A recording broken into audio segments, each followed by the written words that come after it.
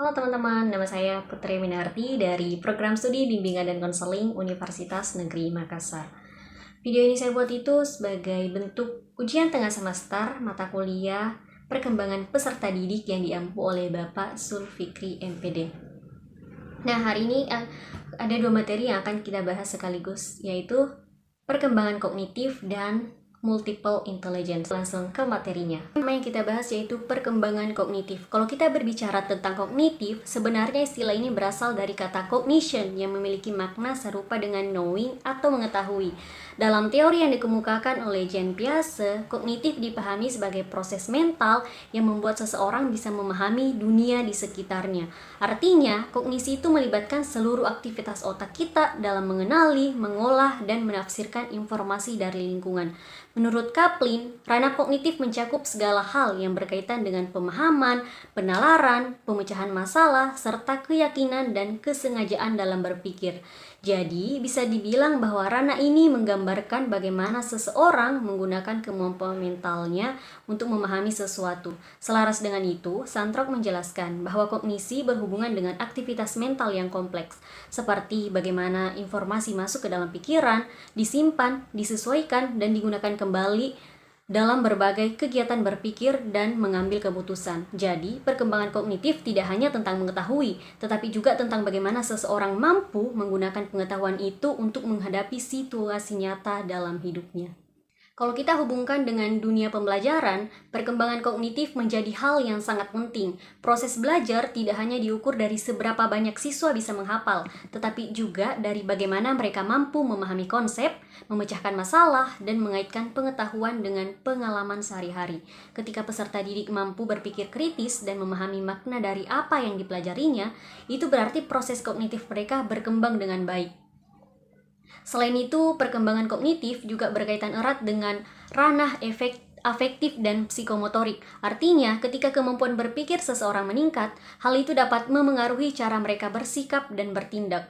Maka dari itu, guru atau pendidik perlu menciptakan pembelajaran yang menantang dan bermakna, agar potensi kognitif siswa dapat berkembang secara optimal. Dengan kata lain, perkembangan kognitif bukan hanya soal kemampuan berpikir, tapi juga tentang bagaimana individu belajar untuk memahami, menyesuaikan diri, dan beradaptasi dengan dunia di sekitarnya. Selanjutnya yaitu karakteristik dari perkembangan kognitif.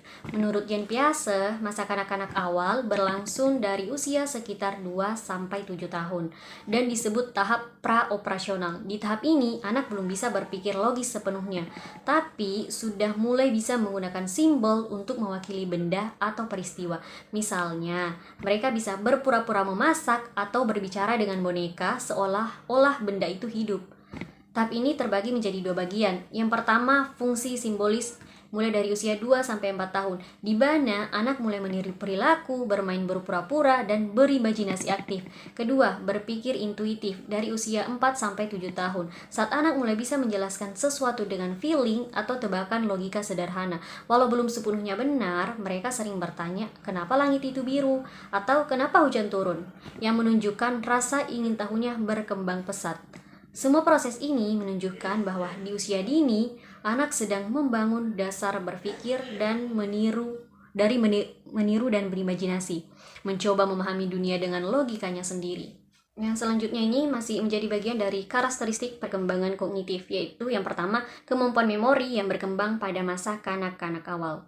Pada masa kanak-kanak awal, kemampuan anak dalam mengingat dan mengenali informasi itu berkembang pesat.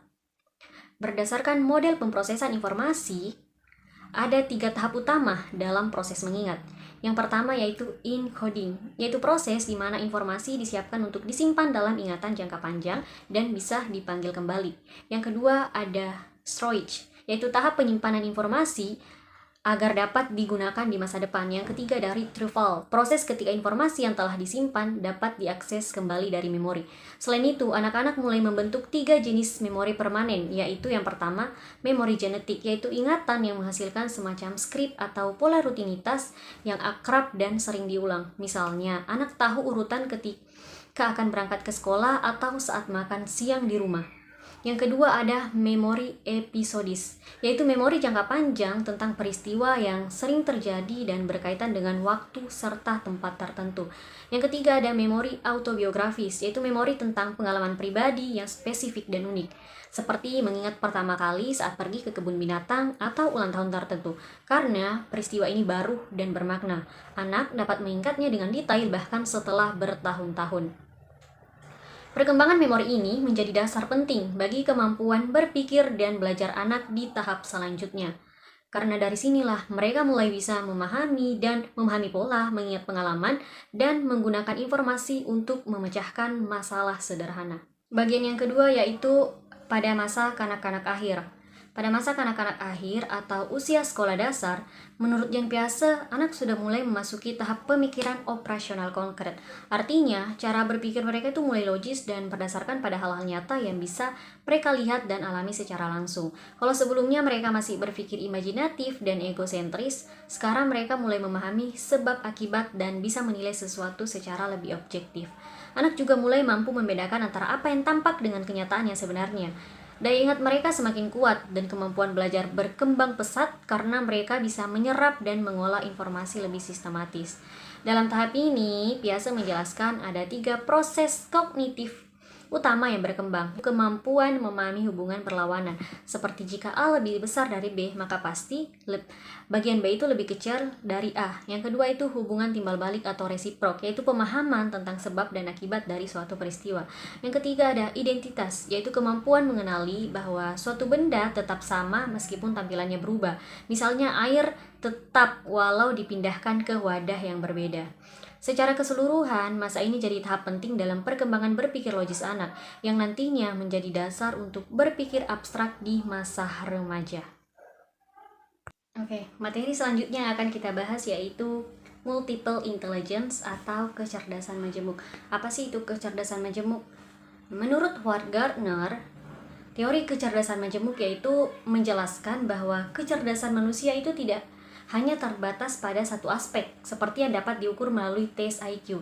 Gardner berpendapat bahwa terdapat 8 jenis kecerdasan yang berbeda dari setiap individu, memiliki kombinasi unik dari kecerdasan tersebut dengan tingkat kemampuan yang bervariasi. Selain itu, setiap orang juga dapat mengembangkan kecerdasannya melalui berbagai cara sesuai dengan potensi dan pengalaman masing-masing. Jenis kecerdasan yang pertama yaitu kecerdasan linguistik.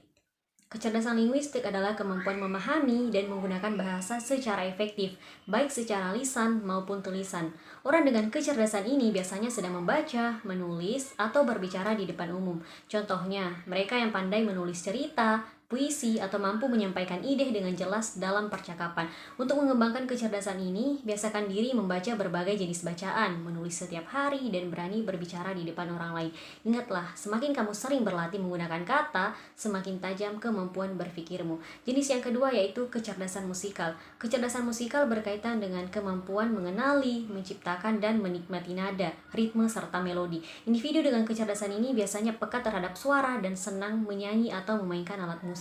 Kamu bisa mengembangkannya dengan mendengarkan berbagai jenis musik, mencoba memainkan alat musik, atau menciptakan lagu sederhana. Musik bukan hanya hiburan, tetapi juga cara menenangkan pikiran dan menumbuhkan kreativitas. Yang ketiga yaitu kecerdasan logis matematis.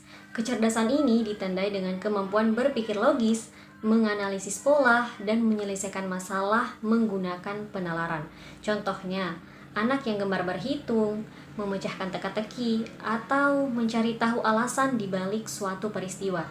Untuk mengasahnya, seringlah berlatih soal logika, bermain strategi seperti catur, atau mencoba eksperimen sains sederhana. Setiap masalah yang kamu pecahkan akan melatih otakmu berpikir lebih teratur dan tajam. Jenis kecerdasan yang keempat yaitu kecerdasan kinestetik. Adalah kemampuan menggunakan tubuh untuk mengekspresikan ide dan menyelesaikan tugas. Orang dengan kecerdasan ini biasanya menyukai aktivitas seperti menari, olahraga, atau bermain teater. Cara mengembangkannya bisa melalui latihan fisik, kegiatan seni gerak, atau permainan yang melatih koordinasi tubuh. Jangan malu bergerak, karena melalui gerakan kamu belajar memahami dunia dengan cara yang nyata dan menyenangkan. Yang kelima yaitu kecerdasan interpersonal. Kecerdasan interpersonal adalah kemampuan memahami perasaan, motivasi, dan kebutuhan orang lain. Individu dengan kecerdasan ini mudah bergaul, pandai bekerja sama, dan bisa menjadi penengah dalam suatu kelompok. Untuk mengembangkannya, cobalah aktif berinteraksi, menjadi pendengar yang baik, dan belajar menghargai perbedaan pendapat. Ingatlah, kemampuan memahami orang lain adalah kunci penting dalam membangun hubungan dan kerjasama yang harmonis. Yang keenam yaitu kecerdasan intrapersonal. Kecerdasan intrapersonal berarti kemampuan memahami diri sendiri, mulai dari perasaan, kekuatan, hingga tujuan hidup. Orang dengan kecerdasan ini biasanya reflektif, suka menulis jurnal, dan berpikir sebelum bertindak. Kamu bisa mengasahnya dengan meluangkan waktu untuk introspeksi, menetapkan tujuan pribadi, dan belajar mengelola emosi. Mengenali diri sendiri adalah langkah awal menuju kedewasaan dan kebahagiaan sejati. Yang ketujuh yaitu kecerdasan naturalis. Kecerdasan naturalis mencerminkan rasa ingin tahu dan kepedulian terhadap alam sekitar. Orang dengan kecerdasan ini tuh senang menghadapi tumbuhan, hewan, atau fenomena alam seperti hujan atau bintang. Untuk mengembangkannya, biasakan beraktivitas di luar ruangan, menanam tanaman, atau belajar tentang lingkungan. Menjaga alam berarti juga menjaga kehidupan. Karena dari alam kita belajar keseimbangan dan rasa syukur. Yang terakhir atau yang kedelapan yaitu kecerdasan spasial. Kecerdasan spasial ini adalah kemampuan berpikir dalam bentuk gambar dan ruang. Orang yang memiliki kecerdasan ini tuh pandai membayangkan bentuk, menggambar, atau mendesain sesuatu. Contohnya, arsitek, pelukis, atau desainer grafis. Kamu bisa mengasahnya dengan menggambar, membuat sketsa, atau bermain game yang melibatkan arah dan bentuk. Ingat, kreativitas visual bukan hanya tentang seni, tapi juga tentang melihat dunia dari sudut pandang baru. Setelah mengetahui 8 jenis kecerdasan tadi, perlu juga kita ketahui apa saja sih yang menjadi faktor yang memengaruhi multiple intelligence. Menurut Tianjie dan Iskandar, yang dikutip dari Marpung tahun 2017, terdapat beberapa faktor yang memengaruhi perkembangan kecerdasan majemuk seseorang, yaitu yang pertama, hereditas. Faktor hereditas adalah kemampuan yang diwariskan dari orang tua, seperti kecerdasan, kreativitas, kepemimpinan, serta kemampuan dalam seni dan psikomotorik. Faktor ini menjadi dasar potensial yang dapat dikembangkan melalui pengalaman belajar. Yang kedua yaitu faktor lingkungan keluarga. Perhatian dan dukungan dari keluarga sangat berpengaruh terhadap perkembangan kecerdasan anak. Anak yang mendapatkan apresiasi dan bimbingan dari orang tua cenderung tumbuh percaya diri dan mampu mengembangkan potensinya. Sebaliknya, kurangnya perhatian dapat menghambat perkembangan emosional dan kemampuan anak. Faktor yang ketiga yaitu lingkungan sekolah. Sekolah juga memiliki peran penting dalam membentuk kecerdasan majemuk. Lingkungan belajar yang menyenangkan, kreatif, dan terbuka akan membuat siswa lebih termotivasi dan bersemangat dalam mengeksplorasi kemampuannya.